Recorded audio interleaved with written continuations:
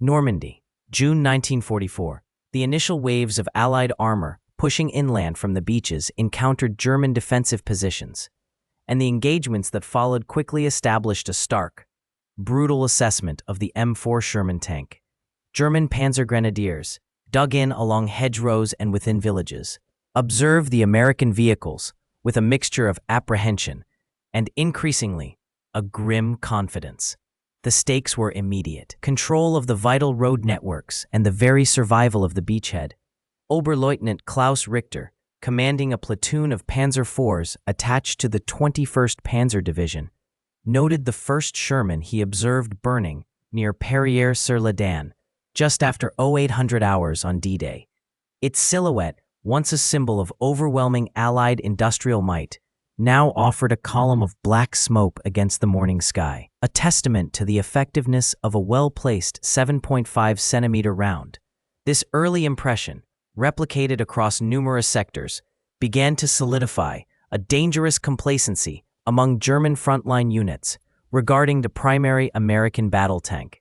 The Sherman, designed for speed and mass production, mounted a 75mm M3 main gun. This weapon, while effective against infantry and light fortifications, struggled against the frontal armor of the Panzer IV and was largely ineffective against the heavier Panther and Tiger tanks, particularly at range. Its high profile and riveted hull construction, especially in earlier variants, contributed to a vulnerability that German gunners quickly exploited. Interrogation reports from captured German soldiers consistently referenced the ease with which the Sherman's ammunition stowage could be ignited, leading to catastrophic internal fires. German ordnance reports from late June indicated that 75mm KWK-40L-48 rounds, standard on the Panzer IV, achieved frontal penetration of the M4 Sherman's 63mm glacis plate at ranges exceeding 800 meters with consistent reliability. The Sherman's own 75mm M3 gun, conversely, could only reliably penetrate the Panzer IV's 80mm frontal plate at ranges under 100 meters, a suicidal proposition in open combat. This disparity in effective range and penetrating power created a tactical advantage for the German defenders that allowed them to engage and often destroy Shermans before the American tanks could close to an effective firing distance. The nickname Tommy Cooker, or Ronson, a brand of cigarette lighter with the slogan "Lights Every Time," emerged from this operational reality, reflecting the German soldiers' perception of the Sherman's propensity to ignite spectacularly when hit. This anecdotal evidence, while grim, permeated the ranks, fostering a belief that the Allied armor, despite its numerical superiority, was fundamentally flawed. The psychological impact of this perceived weakness, documented in unit diaries and after-action reports, subtly altered German defensive tactics, encouraging more aggressive anti-tank ambushes rather than withdrawal. The Panther, weighing 45 metric tons, represented a significant escalation in German tank design, a direct response to the Soviet T-34 encountered on the Eastern Front. Its sloped frontal armor, up to 80 millimeters thick at a 55-degree angle from the vertical, offered a nominal thickness equivalent to over 140 millimeters against kinetic energy penetrators, a substantial improvement over the more vertically oriented plates of earlier designs. This engineering choice effectively deflected or absorbed impacts that would have catastrophic consequences for Allied medium tanks. Its primary armament, the 7.5-centimeter KWK-42L-70 gun, featured a barrel length of 5.25 meters, imparting a muzzle velocity of 925 meters per second to its Panzergranate 39-42 armor-piercing, ballistic-capped, APCBC rounds. This combination allowed the Panther to reliably penetrate 120 millimeters of vertical armor at 500 meters, and still achieve 90 millimeters of penetration at 1,500 meters. Such performance decisively outranged and outpenetrated the 75mm M3 gun on the standard Sherman, which typically achieved 70 to 80mm of penetration at comparable ranges.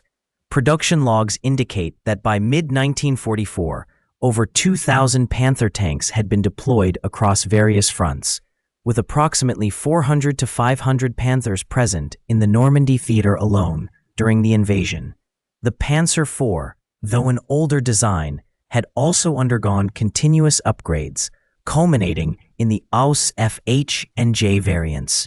These later models incorporated additional 30mm side skirts, known as Shortsen, to protect against anti-tank rifle and hollow charge attacks, and were armed with the potent 7.5cm KWK-40 L48 gun.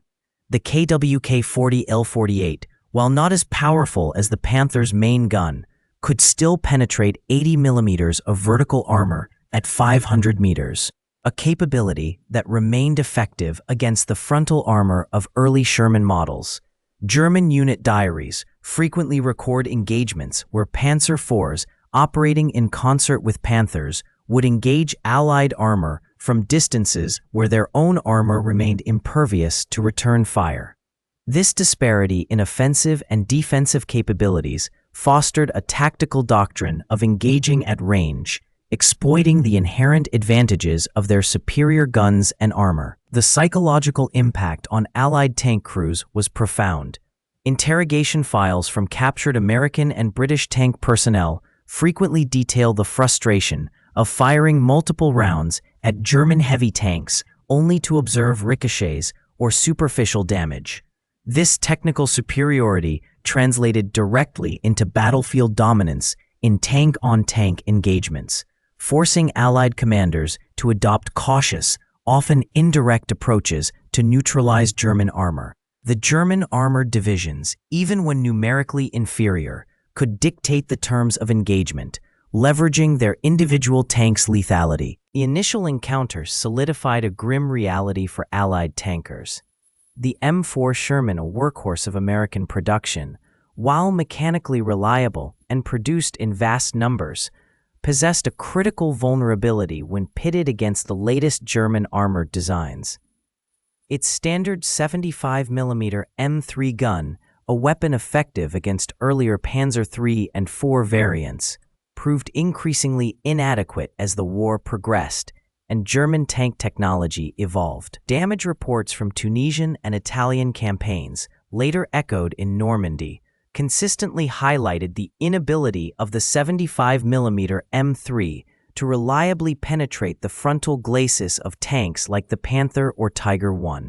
Analysis of recovered German armor indicated a significant increase in thickness and improved slope design, particularly on the Panther, which presented an effective armor thickness far greater than its nominal plate measurements. The 75mm projectile, typically firing a MiG-61 armor-piercing capped shell, would often ricochet harmlessly or shatter against these hardened surfaces, even at relatively close ranges.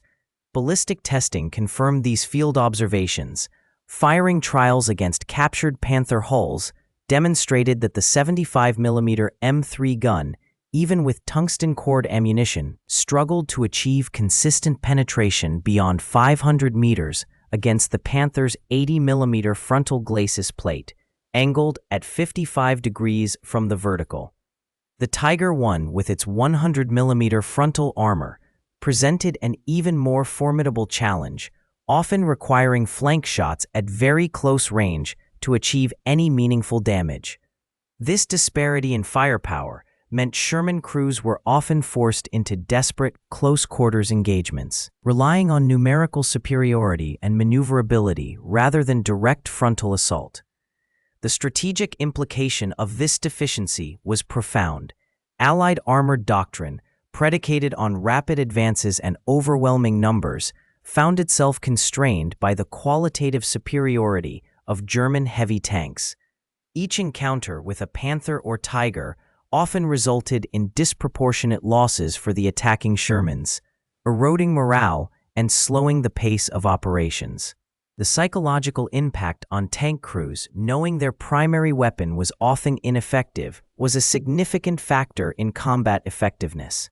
The nickname Tommy Cooker, reportedly coined by German troops, reflected this perceived vulnerability, a grim reference to the Sherman's tendency to brew up when hit, often due to ammunition storage design and gasoline engine.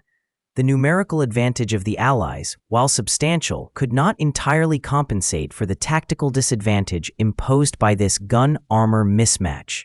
The urgency of the situation, etched in the grim statistics of destroyed tanks and lost crews, drove British ordnance engineers to a singular focus: a weapon capable of reliably defeating the heaviest German armor.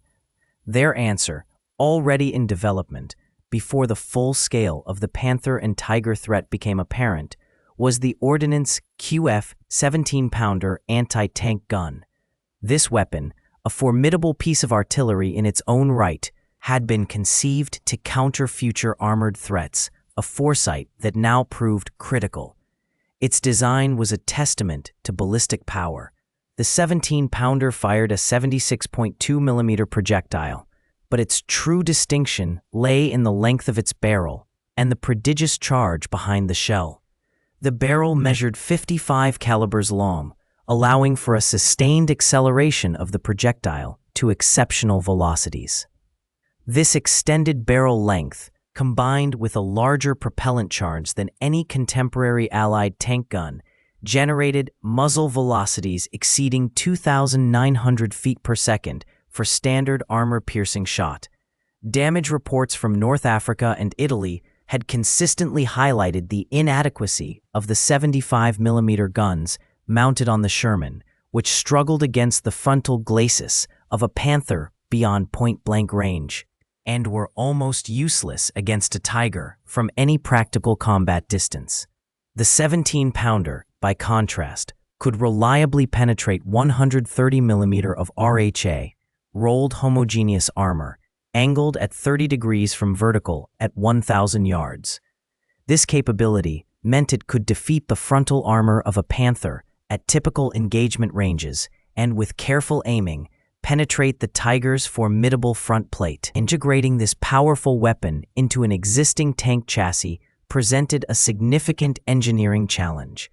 The Sherman, with its relatively compact turret ring and internal volume, was not designed for such a large gun. The breech of the 17-pounder was massive, requiring substantial modifications to the turret to accommodate its recoil mechanism and the gunner's station. British engineers ultimately redesigned the turret's internal layout, removed the coaxial machine gun, and repositioned the radio to create just enough space. The resulting vehicle, known officially as the Sherman VC or Sherman IC, but universally dubbed the Firefly, was a desperate but ingenious improvisation.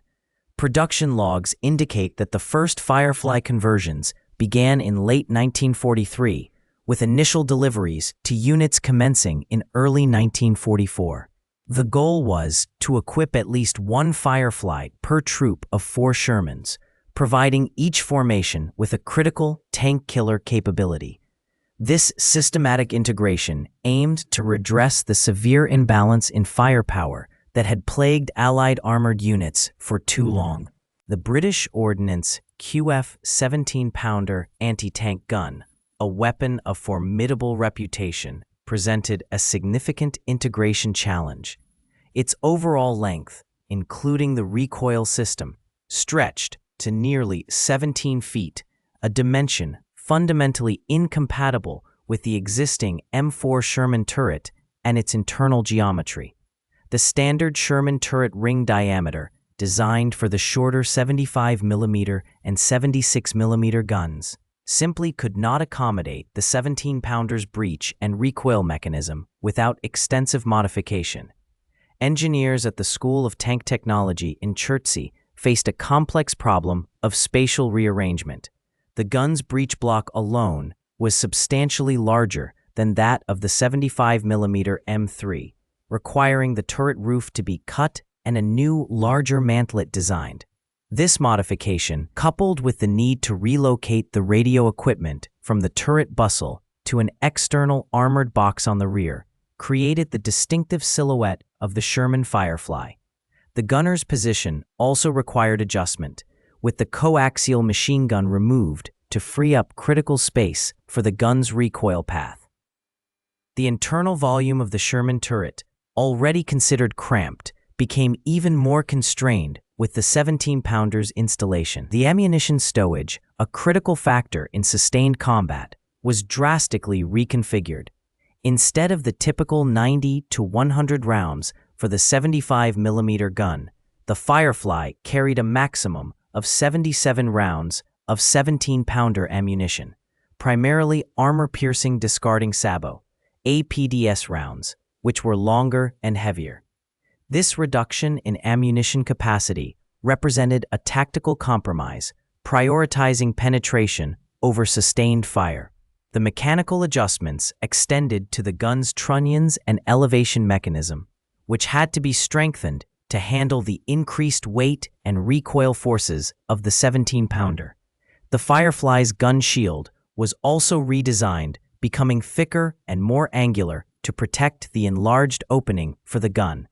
Production logs indicate that the first conversion prototypes, designated Sherman IC and VC, began trials in early 1944, demonstrating the feasibility of the concept despite the significant engineering hurdles.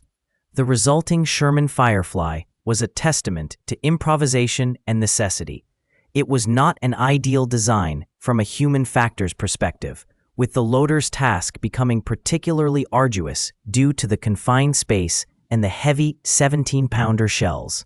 However, the integration successfully married a powerful anti-tank gun with a readily available and mechanically reliable chassis, creating a weapon system that could finally challenge the heaviest German armor on equal terms. The transformation, though ungainly, was complete. Normandy, June 1944. The landing craft churned towards the beaches, disgorging their cargo of men and machines onto the contested sands. Among the familiar silhouettes of the M4 Sherman tanks, a new variant began to roll ashore, its longer, more imposing gun barrel a stark contrast to the standard 75mm and 76mm cannons. This was the Sherman Firefly, the Allied response to the growing dominance of German heavy armor, and its arrival marked a critical shift in the ground war. The Firefly's primary distinction, the British 17-pounder anti-tank gun, represented a significant leap in firepower. This weapon, originally designed for towed anti-tank duties, possessed a muzzle velocity of 2,900 feet per second with its standard armor-piercing shot, capable of penetrating 131 millimeters of rolled homogeneous armor at 500 yards at a 30-degree angle. The gun's design incorporated a modified breech block to fit within the Sherman turret, necessitating the removal of the co-driver's position to accommodate the extended recoil mechanism and additional ammunition stowage. Production logs indicate that by D-Day, approximately 300 Fireflies had been converted and deployed, primarily to British and Canadian units. Each tank division was slated to receive at least one Firefly per troop of 4 Shermans, a ratio intended to provide a heavy-hitting capability within each tactical formation. This integration was not without its challenges. The larger ammunition for the 17-pounder reduced the tank's total round count from 97 to 77, and the muzzle flash was notoriously bright, often blinding the gunner and commander at night and attracting enemy attention. The strategic implication of the Firefly's deployment was immediate and profound. German Panzer crews, accustomed to the relative impunity of their Panther and Tiger tanks against the standard Sherman, suddenly faced a threat that could reliably penetrate their frontal armor at combat ranges. Interrogation files from captured German tankers frequently mentioned the long-barreled Sherman as a priority target, a testament to the respect and fear it quickly engendered. This parity in firepower forced German commanders to reconsider their tactics. emphasizing flanking maneuvers and ambush positions rather than relying solely on the superior armor of their heavy tanks. The presence of the Firefly on the Normandy battlefields instilled a new confidence in Allied tank crews who had previously felt outgunned and vulnerable. The psychological impact on both sides was undeniable, transforming the armored engagements from a largely one-sided affair into a more balanced, deadly contest. The Firefly, though still a modified design, began to rewrite the calculus of tank warfare in Western Europe. Occupied France, August 1944. The German armored units, having weathered the initial shock of the Normandy landings, found themselves in a grinding war of attrition. Their Panther and Tiger tanks, formidable machines designed for battlefield dominance, had established a psychological edge. Combat reports from the early summer consistently detailed engagements where the 7.5-centimeter KWK-42L70 of the Panther and the 8.8-centimeter KWK-36L56 of the Tiger could reliably penetrate the frontal armor of the M4 Sherman at ranges exceeding 1,500 meters. This technological superiority fostered a dangerous complacency within the Wehrmacht's tank crews, who often referred to the American and British Shermans as Tommy Cookers due to their perceived vulnerability and tendency to brew up when hit. This perception began to unravel with increasing frequency as August progressed. A new variant of the Sherman, visually similar but possessing a disproportionately long gun barrel, started appearing in Allied formations. Interrogation files from captured German tank crews frequently mentioned this new threat, detailing encounters where their Panthers, previously considered invulnerable from the front at long ranges, were suddenly being destroyed. The 17-pounder gun, officially the Ordnance QF 17-pounder, mounted within the Firefly's redesigned turret, fired an armor-piercing discarding sabot (APDS) round with a muzzle velocity of approximately 1,200 meters per second. This projectile, weighing 3.4 kilograms, possessed a kinetic energy capable of perforating 170 millimeters of rolled homogeneous armor at 500 meters, a performance significantly exceeding the 75mm M3 gun of standard Shermans, which could only manage 88 millimeters of penetration at the same range.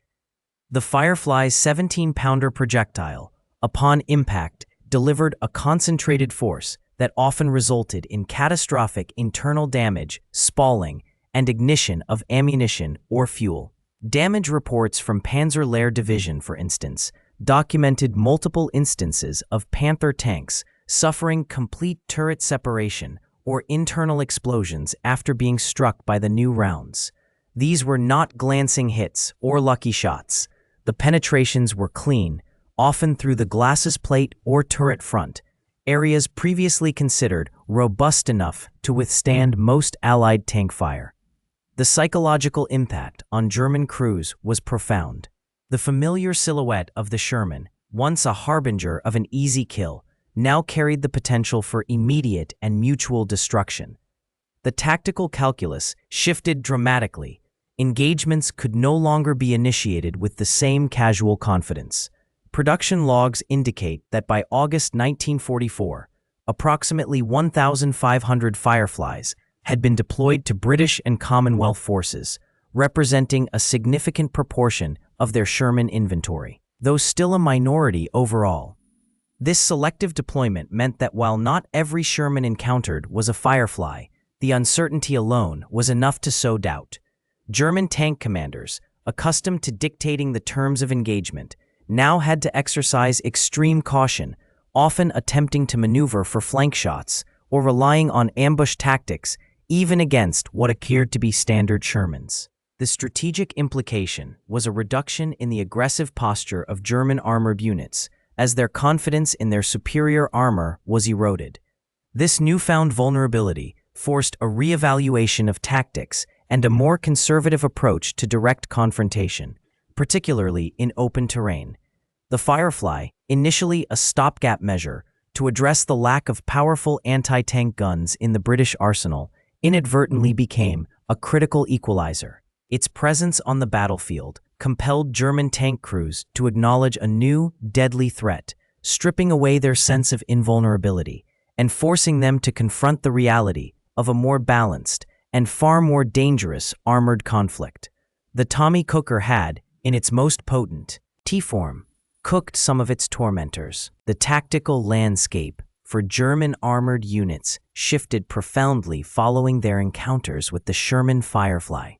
Prior to its widespread deployment, intelligence reports and battlefield assessments often underestimated the Sherman, categorizing it as a vehicle primarily suited for infantry support or exploitation against lighter opposition. The sustained effectiveness of the 75mm gun, while adequate against early Panzer III and IV variants, proved increasingly insufficient against the frontal armor of the Panther and Tiger tanks, fostering a dangerous complacency within German ranks. This overconfidence was systematically eroded by the Firefly's 17-pounder. After-action reports from Normandy, particularly from engagements in July and August 1944, frequently detailed unexpected penetrations of Panther glacis plates and Tiger turrets at ranges previously considered safe. A captured German technical assessment from August 1944, examining a Panther disabled near Falaise, noted a clean perforation of its 80mm frontal armor by a British projectile, a capability previously attributed almost exclusively to their own 8.8cm KWK-36. The implications extended beyond individual tank losses. The very doctrine of engagement began to adapt. German tank commanders, who had grown accustomed to maneuvering for flank shots or relying on superior armor to absorb frontal impacts from standard Shermans, now faced a threat that could neutralize them head-on. Unit diaries from the 1st SS Panzer Division, Leibstandarte SS Adolf Hitler, indicated a new directive to prioritize the destruction of any Sherman variant exhibiting the longer barrel, even if it meant exposing their own flanks to other Allied tanks. This reevaluation of the Sherman's threat profile mandated a change in operational planning. Reconnaissance efforts intensified to identify Firefly concentrations, and ambush tactics were